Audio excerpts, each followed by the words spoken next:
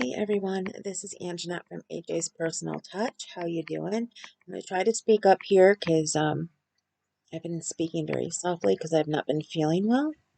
I'm just going to turn the volume up a little. There we go. I wanted to try and get a reading of Karenina in tonight. I meant to do it hours ago. I meant to get my shower hours ago, but that did not happen. I have since gotten it. I am sitting down relaxing. My husband will be home in about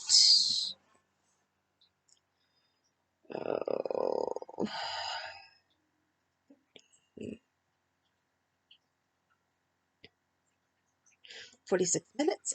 So I'm going to see what I can get in before then. We are starting with chapter 34. Is that right?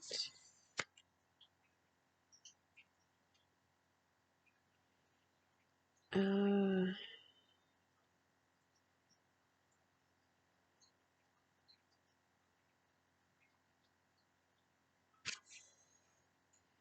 32. I have the wrong chapter here, so I will be right back. Okay, sorry about that. I had the wrong chapters written down on the last one that I read. It said that I had read to chapter 33, and I had only read to chapter 31. So I do apologize. I have made all of the proper adjustments. Chapter 32. The particulars which the princess had learned in regard to Varenka's past and her relations with Madame Stahl were as follows. Madame Stahl, of whom some people said that she had worried her husband out of his life, while others said it was he who had made her wretched by his immoral behavior, had always been a woman of weak health and enthusiastic temperament. When after her separation from her husband she gave birth to her only child, the child had died almost immediately, and the family of Madame Stahl, knowing her sensibility and fearing the news would kill her, had substituted another child, a baby born the same night and in the same house in Petersburg, the daughter of the chief cook of the imperial household. This was Varenka. Madame Stahl learned later on that Varenka was not her own child, but she went on bringing her up, especially as very soon afterwards Varenka had not a relation of her own living. Madame Stahl had now been living more than 10 years continuously abroad in the south and never leaving her couch. And some people said that Madame Stahl had made her social position as a philanthropic, highly religious woman. Other people said she really was at heart a highly ethical being living for nothing but the good of her fellow creatures, which she represented herself to be. No one knew what her faith was, Catholic, Protestant, or Orthodox, but one fact was indubitable. She was in amicable relations with the highest dignitaries of all the churches and sects. Franca lived with her all the while abroad, and everyone who knew Madame Stahl knew and liked Mademoiselle Varenka, and as everyone called her. Having learned all these facts, the princess found nothing to object to in her daughter's intimacy with Varenka. More especially as Varenka's breeding and education were of the best, she spoke French and English extremely well, and what was of the most weight, brought a message from Madame Stahl expressing her regret that she was prevented by her ill health from making the acquaintance of the princess. After getting to know Varenka, Kitty became more and more fascinated by her friend, and every day she discovered new virtues in her. The princess, hearing that Varenka had a good voice, asked her to come and sing to them in the evening.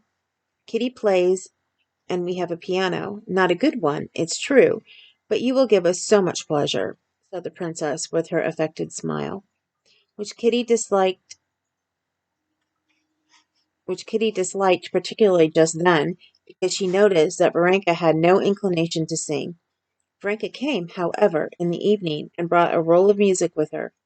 The princess had invited Marya Yevgenyevna and her daughter and the colonel. Varenka seemed quite unaffected by there being persons present she did not know, and she went directly to the piano. She could not accompany herself, but she could sing music at sight very well. Kitty, who played well, accompanied her. You have an extraordinary talent, the princess said to her after Varenka had sung the first song extremely well. Marya Yevgenyevna and her daughter expressed their thanks and admiration. Look, said the colonel, looking out the window. What an audience has collected to listen to you. There actually was quite a considerable crowd under the windows. I am very glad it gives you pleasure, Varenka answered simply. Kitty looked with pride at her friend. She was enchanted by her talent and her voice and her face, but most of all by her manner. By the way, Varenka obviously thought nothing of her singing and was quite unmoved by their praises. She seemed only to be asking, Am I to sing again, or is that enough? If it had been I, thought Kitty, how proud I should have been, how delighted I should have been to see that crowd under the windows. But she's utterly unmoved by it. Her only motive is to avoid refusing and to please Mamma. What is there in her? What is it gives her the power to look down on everything, to be calm, independently of everything? How I should like to know it and to learn it of her, thought Kitty, gazing into her serene gazing into her serene face. The princess asked Varenka to sing again, and Varenka sang another song, also smoothly, distinctly and well, standing erect at the piano and beating time on it with her thin, dark-skinned hand. The next song in the book was an Italian one. Kitty played the opening bars and looked round at Varenka. Let's skip that, said Varenka, flushing a little. Kitty let her eyes rest on Varenka's face, with a look of dismay and inquiry. Very well, the next one, she said hurriedly, turning over the pages, and at once feeling that there was something connected with the song. No, answered Varenka with a smile, laying her hand on the music. No, let's have that one. And she sang it just as quietly, as coolly, and as well as all the others. When she had finished, they all thanked her again and went off to tea. Kitty and Varenka went out into the little garden that adjoined the house. Am I right that you have some reminiscence connected with that song? Said Kitty. Don't tell me, she added hastily. Only say if I'm right. No, why not? I'll tell you simply, said Varenka, and without waiting for a reply, she went on. Yes, it brings up memories, once painful, once painful ones. I cared for someone once, and I used to sing him that song. Kitty, with big, wide open eyes, gazed silently, sympathetically at Varenka. I cared for him, and he cared for me, but his mother did not wish it, and he married another girl. He's living now not far from us, and I see him sometimes. You didn't think I had a love story, too? She said, and there was a faint gleam in her handsome face of that fire which Kitty felt must once have glowed all over her. I didn't think so. Why, if I were a man, I could never care for anyone else after knowing you. Only I can't understand how he could, to please his mother, forget you and make you unhappy. He had no heart. Oh, no, he's a very good man. And I'm not unhappy. Quite the contrary. I'm very happy. Well, so we shan't be singing any more now, she added, turning towards the house. How good you are! How good you are! Cried Kitty, and stopping her, she kissed her. If I could only be a little like you. Why should you be like anyone? You're nice as you are, said Varenka, smiling her gentle, weary smile. No, I'm not nice at all. Come, tell me. Stop a minute. Let's sit down. And Kitty, making her sit down again beside her, tell me, isn't it humiliating to think that a man has disdained your love and he hasn't cared for it? He didn't disdain it. I believe he cared for me, but he was a dutiful son. Yes, but if it hadn't been on account of his mother, if it had been his own doing, said Kitty, feeling she was giving away her secret, and that her face, burning with the flush of shame, had betrayed her already. In that case, he would have done wrong, and I should not have regretted him, answered Varenka, evidently realizing they were now talking not of her, but of Kitty. But the humiliation, said Kitty, the humiliation one can never forget, she said, remembering her look at the last ball during the pause in the music. Where is the humiliation? Why, you did nothing wrong. Worse than wrong, shameful.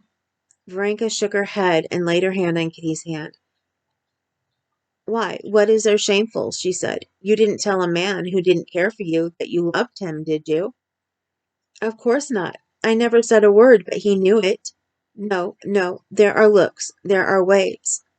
I can't forget it if I lived 100 years. Why so? I don't understand. The whole point is whether you love him now or not, said Varenka, who called everything by its name. I hate him. I can't forgive myself. Why, what for? The shame, the humiliation. Oh, if everyone were as sensitive as you are, said Varenka, there isn't a girl who hasn't been through the same, and it's all so unimportant. Why, what is important? Said Kitty, looking into her face with an inquisitive wonder. Oh, there's so much that's important, said Varenka, smiling. Why, what? Oh, so much that's more important, answered Varenka, not knowing what to say. But at that instant they heard the princess's voice from the window. Kitty, it's cold. Either get a shawl or come indoors. It really is time to go in, said Varenka, getting up. I have to go on to Madame Berth's. She's asked me to. Kitty held her by the hand, and with passionate curiosity and entreaty, her eyes asked her, What is it? What is this of such importance that gives you such tranquillity? Tell me.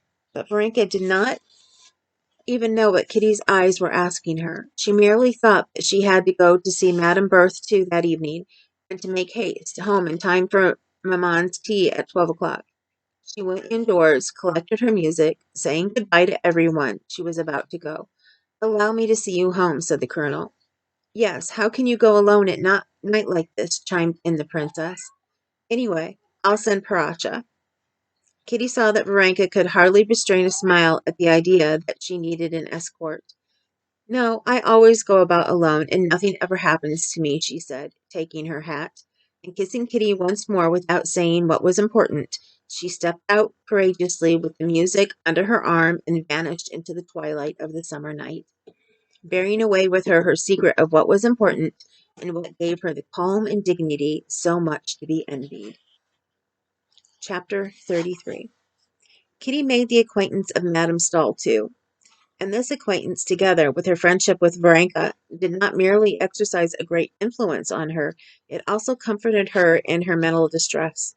She found this comfort through a completely new world being opened to her by means of this acquaintance, a world having nothing in common with her past, an exalted, noble world, from the height of which she could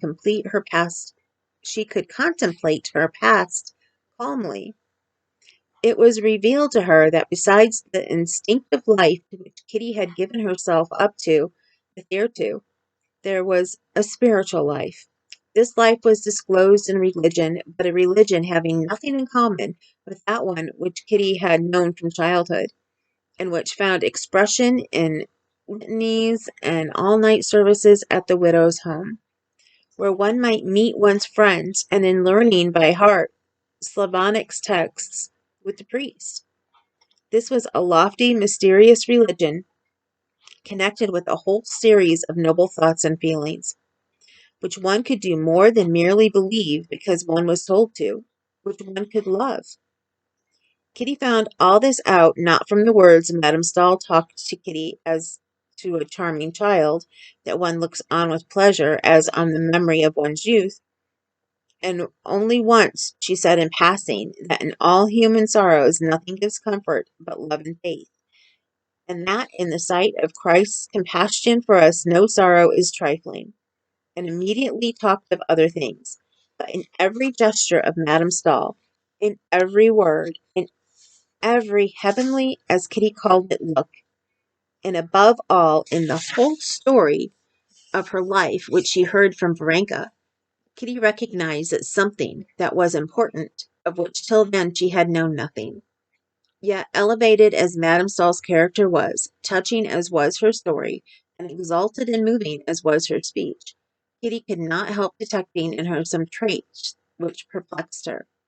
She noticed that when questioning her about her family, Madame Stahl had smiled contemptuously, which was not in accord with Christian meekness. She noticed, too, that when she had found a Catholic priest with her, Madame Stahl had studiously kept her face in the shadow of the lampshade and had smiled in a peculiar way. Trivial as those two observations were, they perplexed her, and she had her doubts as to Madame Stahl. But on the other hand, Varenka, alone in the world, without friends or relations, with a melancholy disappointment in the past, desiring nothing, regretting nothing, was just that perfection of which Kitty dared hardly dream. Kitty dared hardly dream. Okay. Sorry, that's mixed around. Well, it wasn't mixed around, but reading it that way makes me feel mixed around. Sorry.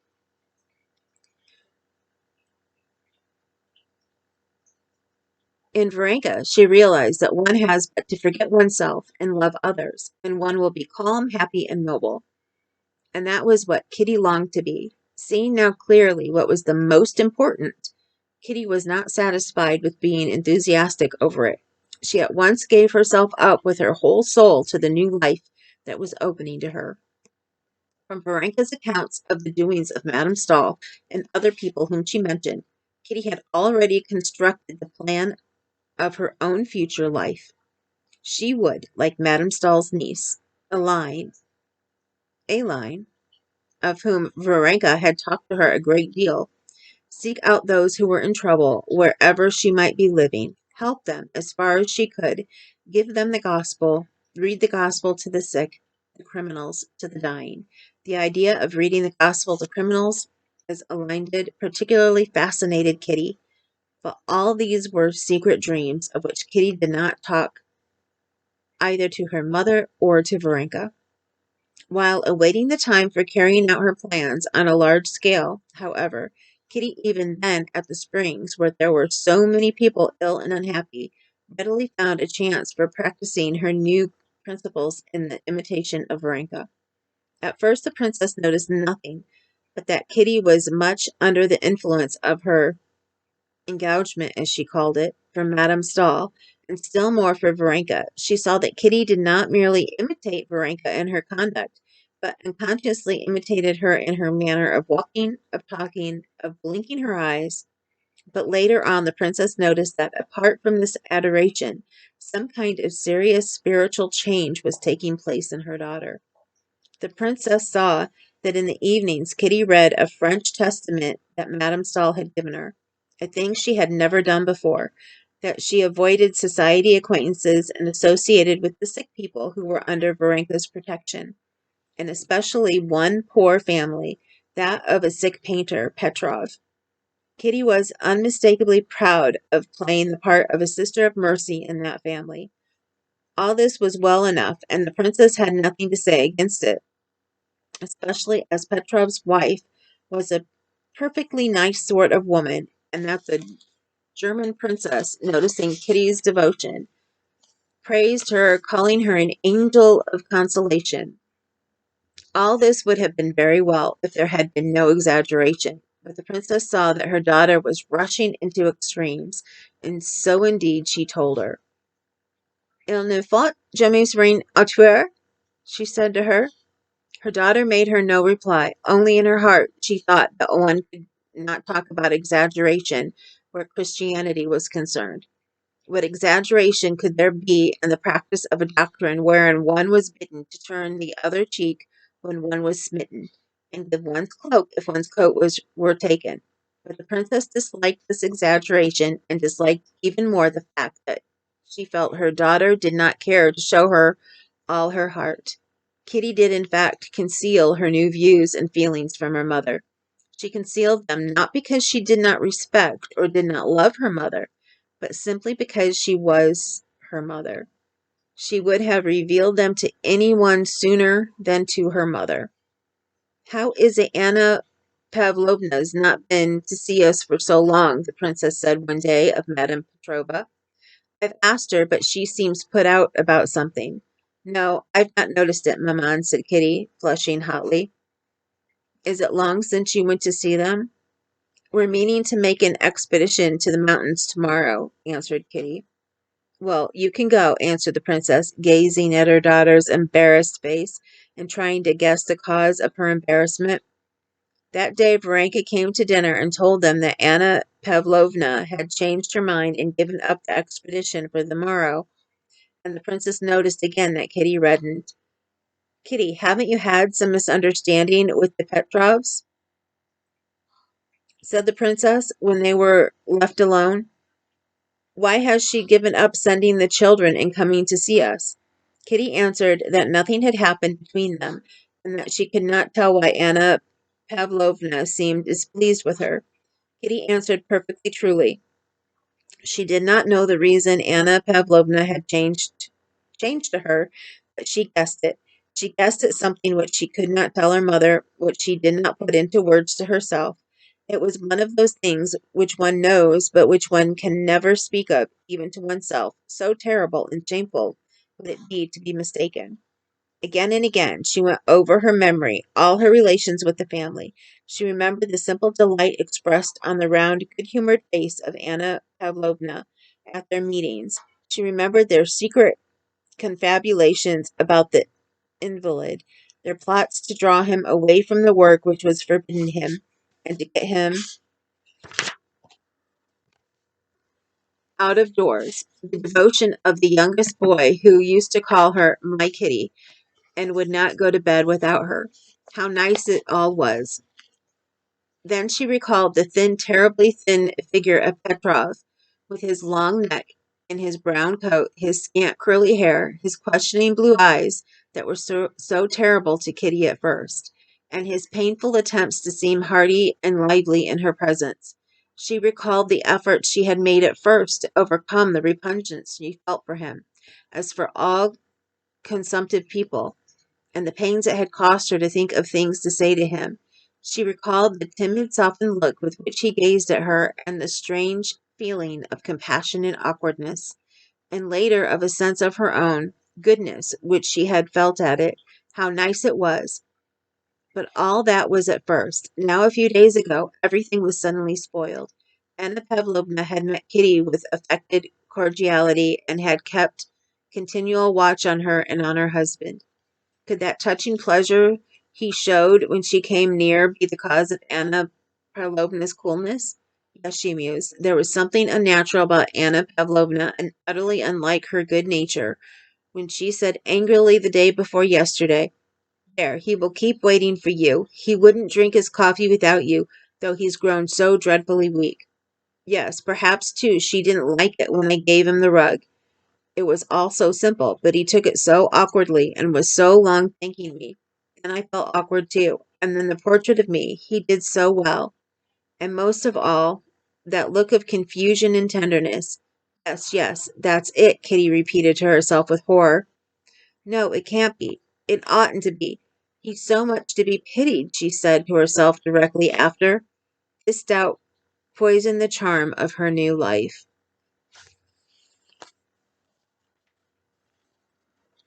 Chapter 34. Before the end of the course of drinking the waters, Prince Shtcherbatsky, who had been gone on the Carlsbad to Baden and Kissingen to Russian friends to get a breath of Russian air, as he said, came back to his wife and daughter. The views of the prince and of the princess on life abroad were completely opposed. The princess thought everything delightful, and in spite of her established position in Russian society, she tried abroad to be like a European fashionable lady, which she was not, for the simple reason that she was a typical Russian gentlewoman, and so she was affected, which did not altogether suit her. The prince, on the contrary, thought everything foreign detestable, got sick of European life, kept to his Russian habits, and purposely tried to show himself abroad less European than he was in reality. The prince returned thinner, with the skin hanging in loose bags on his cheeks, but in the most cheerful frame of mind. His good humor was even greater when he saw Kitty completely recovered. The news of Kitty's friendship with Madame Stahl and Varenka, and the reports of the princess gave him of some kind of change she had noticed in Kitty's, troubled the prince, and aroused his habitual feeling of jealousy of everything that drew his daughter away from him, and a dread that his daughter might have got out of the reach of his influence into religions inaccessible to him.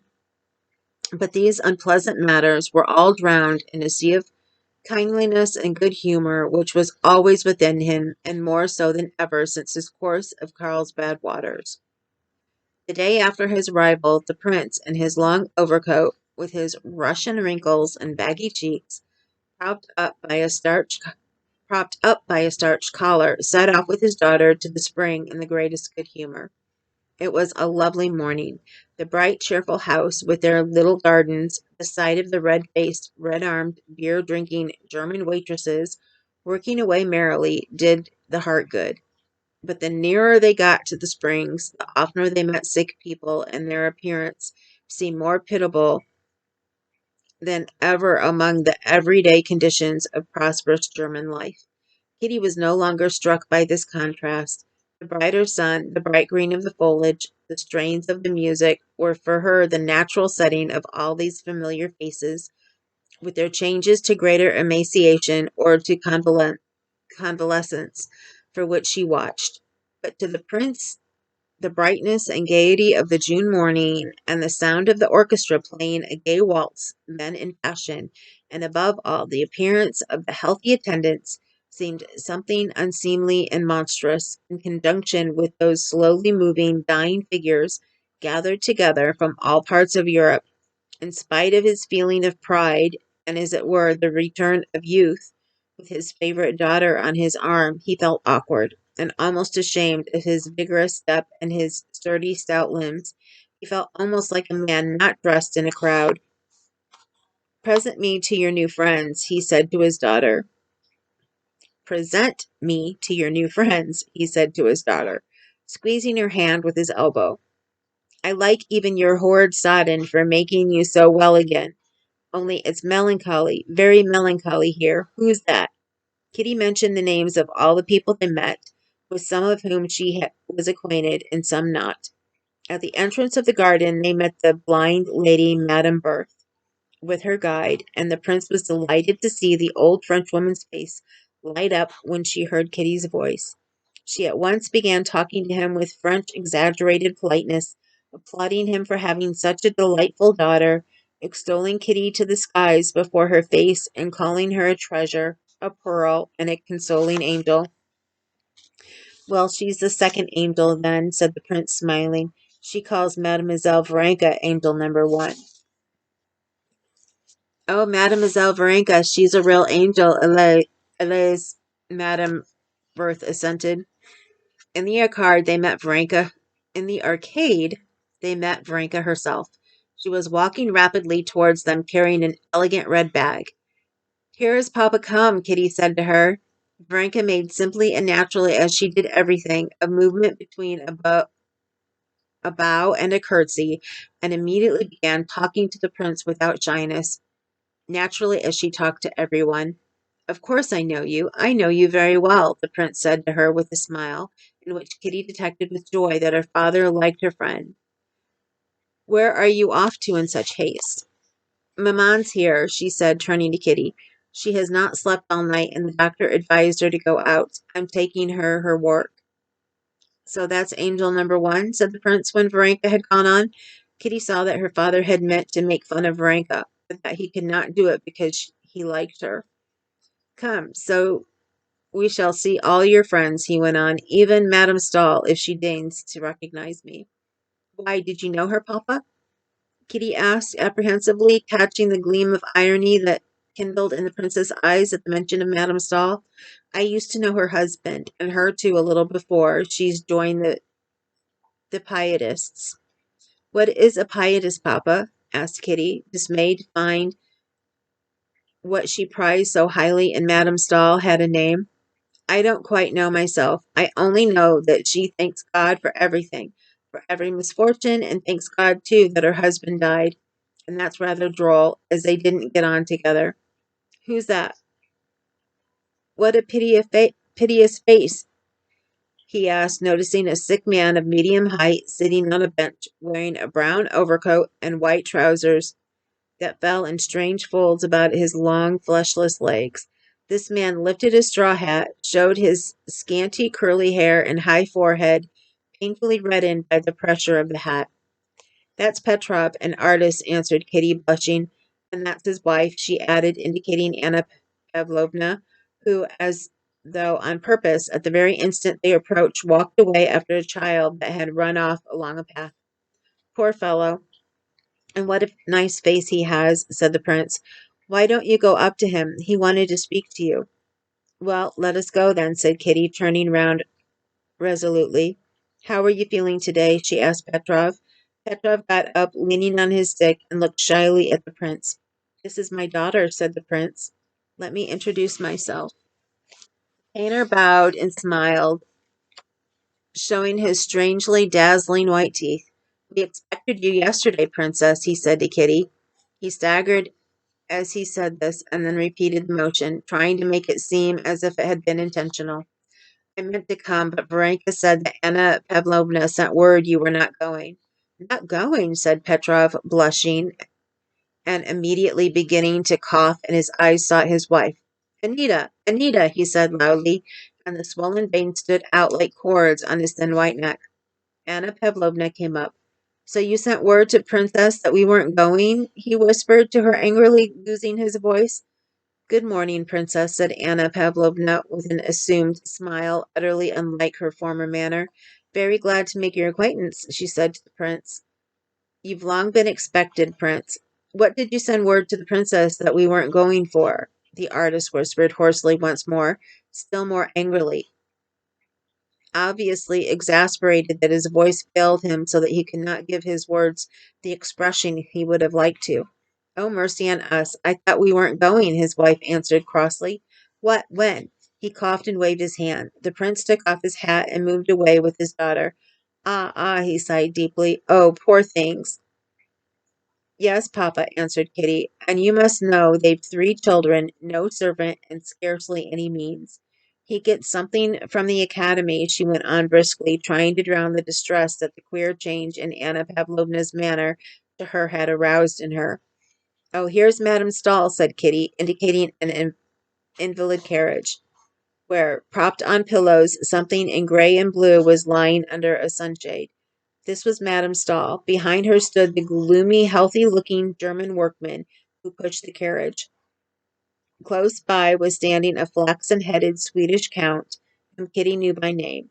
Several invalids were lingering near the low carriage, staring at the lady as though she were some curiosity.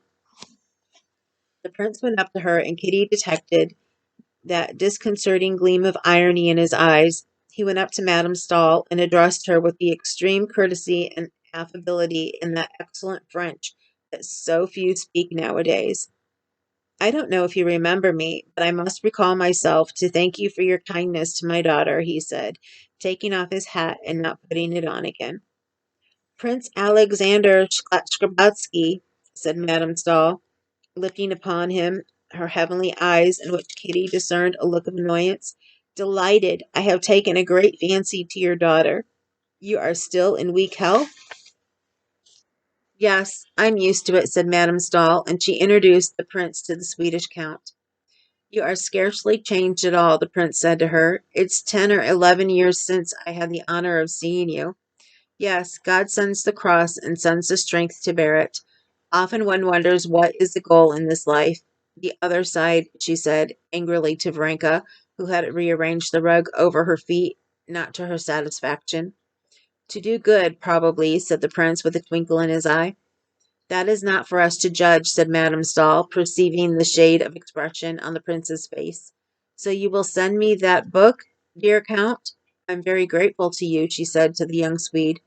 Ah, cried the prince, catching sight of the Moscow colonel standing near, and with a bow to Madame Stahl, he walked away with his daughter and the Moscow colonel, who joined them.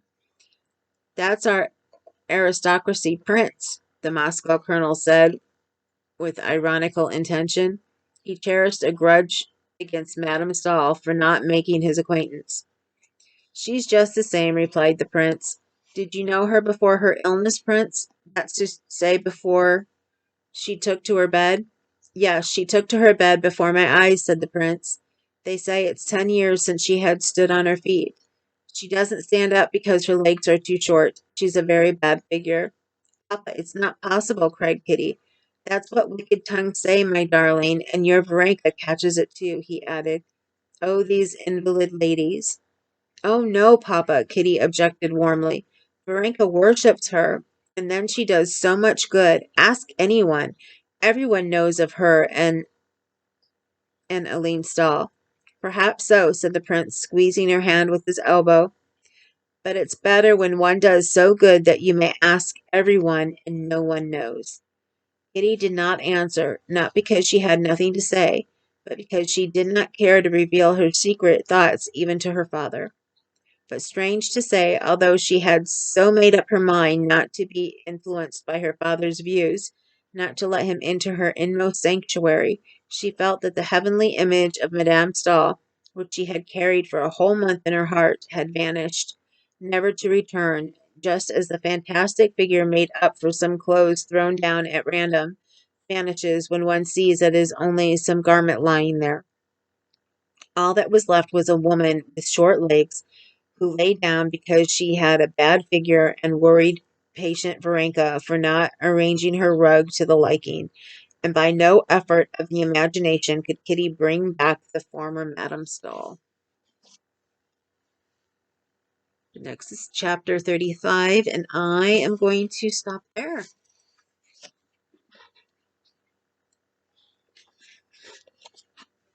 Let me see.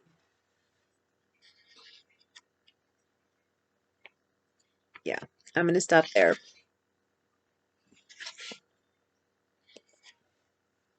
Oh, nope. I'm going to read it because it's the last chapter of the book, of the part, because then we're on to part 3. So, chapter 35. The prince communicated by his good humor to his only family and his friends, and even to the German landlord in whose rooms the Shklarbatskys were staying. On coming back with Kitty from the Springs, the prince, who had asked the colonel and Marya Yevgenyevna and Varenka all to come and have coffee with them, gave orders for a table and chairs to be taken into the garden under the chestnut tree, and lunch to be laid there. The landlord and the servants, too, grew brisker under the influence of his good spirits. They knew his open handedness, and half an hour later, the invalid doctor from Hamsburg, who lived on the top floor, looked enviously out of the window at the merry party of healthy Russians assembled under the chestnut tree.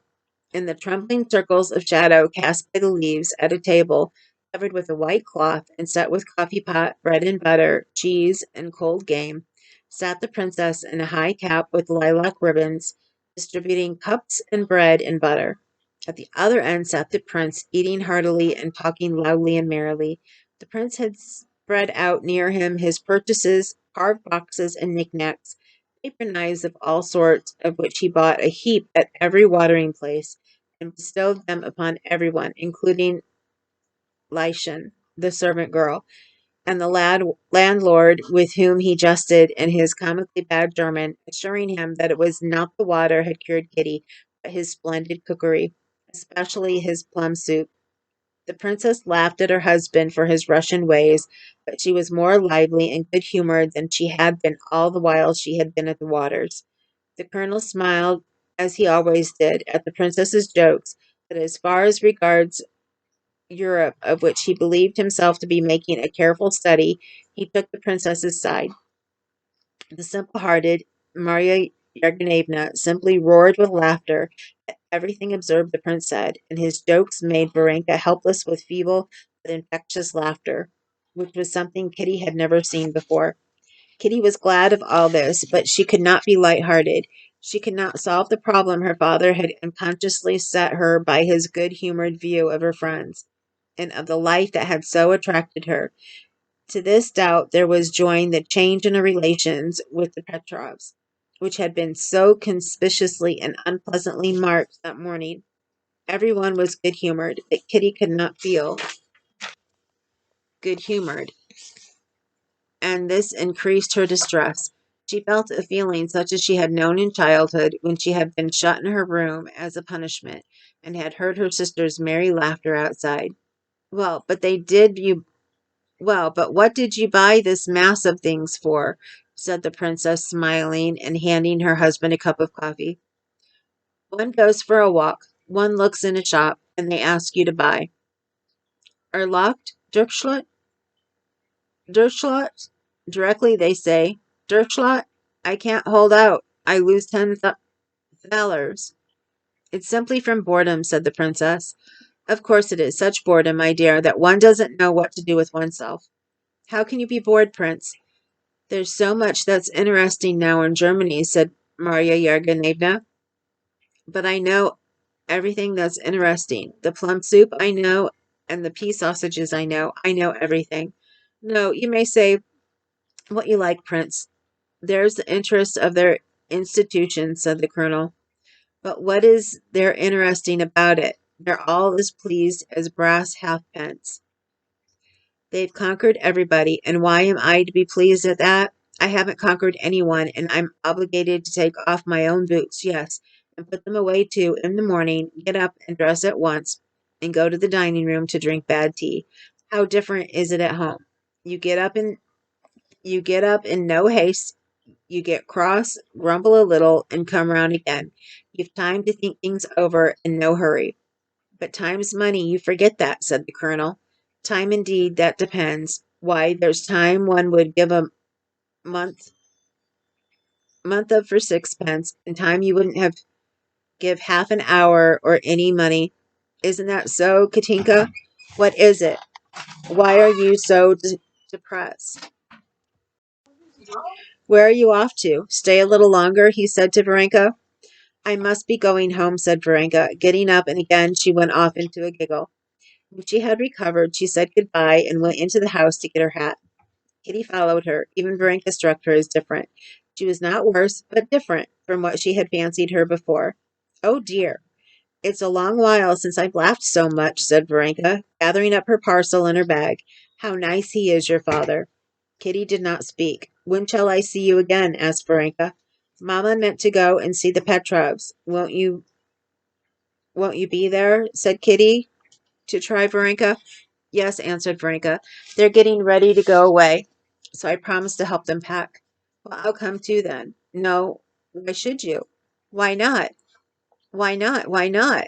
Said Kitty, opening her eyes wide and clutching at Varenka's parasol so as not to let her go. No, wait a minute. Why not? Oh, nothing. Your father has come, and besides, they will feel awkward at your helping. No, tell me why you don't want me to be often at the Petrovs. You don't want me to. Why not? I didn't say that, said Varenka quietly. No, please tell me. Tell you everything? Asked Varenka.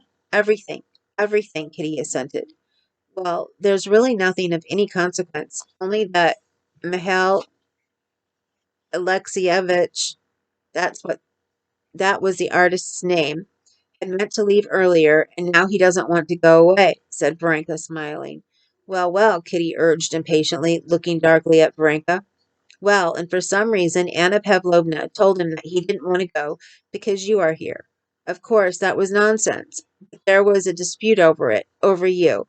You know how irritable those sick people are. Kitty, scowling more than ever, kept silent, and Varenka went on, speaking alone, trying to soften or soothe her, and seeing a storm coming. She did not know whether of tears or of words. So you'd better not go. You understand? You won't be offended? And it serves me right, and it serves me right, Kitty cried quickly, snatching the parasol out of Varenka's hand and looking past her friend's face. Varenka felt inclined to smile, looking at her childish fury, but she was afraid of wounding her. How does it serve you right? I don't understand, she said. It serves me right because it was all sham, because it was all done on purpose and not from the heart. What business had I to interfere with outsiders? And so it's come about that I'm a cause of a quarrel and that I've done what nobody asked me to do because it was all a sham. Sham, a sham. A sham? With what object? Said Varenka gently. Oh, it's so idiotic, so hateful. There was no need whatsoever for me. Nothing but sham, she said, opening and shutting the parasol. But with what object? To seem better to people, to myself, to God, to deceive everyone. No, now, I won't descend to that. I'll be bad, but anyway, not a liar, a cheat. But who was a cheat? Said Varenka reproachfully. You speak as if. But Kitty was in one of her gusts of fury, and she was not let. But Kitty was in one of her gusts of fury, and she would not let her finish. I don't talk about you, not about you at all. You're perfection. Yes, yes, I know you're all perfection. But what am I to do if I'm bad? This would never have been if I weren't bad. So let me be what I am. I won't be a sham. What have I to do with Anna Perlovna? Let them go their way and me go mine. I can't be different. And yet it's not that. It's not that. What is not that? Asked Varenka in bewilderment. Everything. I can't act except from the heart, and you act from principle. I liked you simply, but you likely only wanted to save me, to improve me. You are unjust, said Varenka. But I'm not speaking of other people. I'm speaking of myself. Kitty, they heard her mother's voice. Come here, show Papa your necklace. Kitty, with a haughty air, without making peace with her friend, took the necklace in a little box from the table and went to her mother. What's the matter? Why are you so red? Her mother and father said to her with one voice. Nothing, she answered. I'll be back directly. And she ran back. She's still here, she thought. What am I to say to her? Oh dear, what have I done? What have I said? Why was I rude to her? What am I to do? What am I to say to her? Thought Kitty, and she stopped in the doorway. Varenka in her hat and with the parasol in her hands was sitting at the table, examining the spring which Kitty had broken. She lifted her head. Varenka, forgive me. Do forgive me, whispered Kitty, going up to her. I don't remember what I said. I really didn't mean to hurt you, said Varenka, smiling. Peace was made, but with her father's coming, all the world in which she had been living was transformed for Kitty. She did not give up everything she had learned, but she became aware that she had deceived herself in supposing she could be what she wanted to be.